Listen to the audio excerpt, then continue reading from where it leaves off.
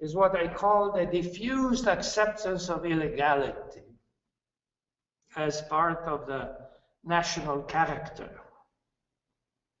Why a diffused acceptance of illegality? Probably again because of a weak national identity that does not propose nationally accepted, shared values for the population. Probably because of the clan culture of which we were talking before, so that if you have a friend in trouble because he has done something illegal, most Italians would choose to defend their friend rather than to defend the legality as stated in the laws of the country. Probably because of the family tradition of which we were talking before.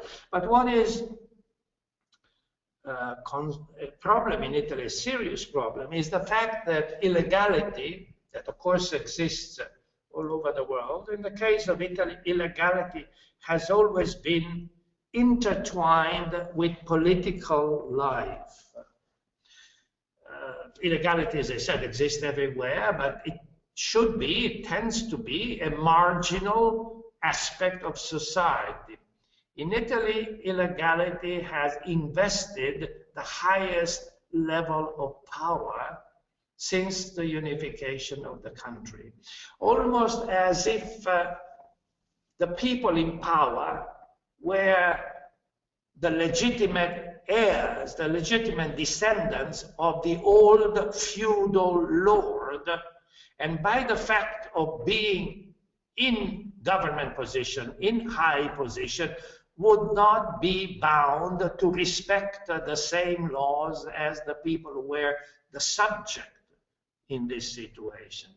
And what was always troublesome in Italian history in the last 150 years was to turn the subjects into citizens and to ensure that all citizens would be considered at the same level by the authorities, and the authorities would consider themselves as being at the service of the citizens and not above the citizens. So if you look at the history of Italy in the last 150 years, very frequently you see that the illegal behavior was at the National Bank of Italy, was in the people who were running colonial wars for the country between the 1800s and the early 1900s, was in the generals who ran the business during World War I, where at the core of fascism, in the very leadership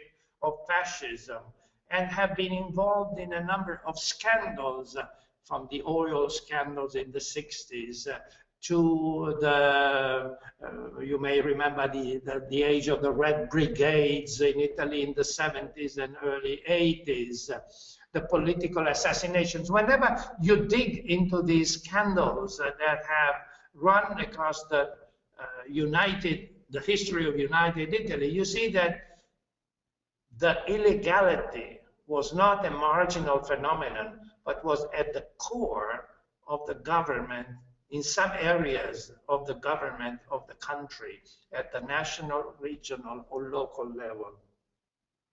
And this sense of illegality has gone hand in hand with the sense that only a strong man can run the country. This explains the fortune of people like Mussolini and Berlusconi, where the more simple approach to politics sees the man in power who can solve the situation.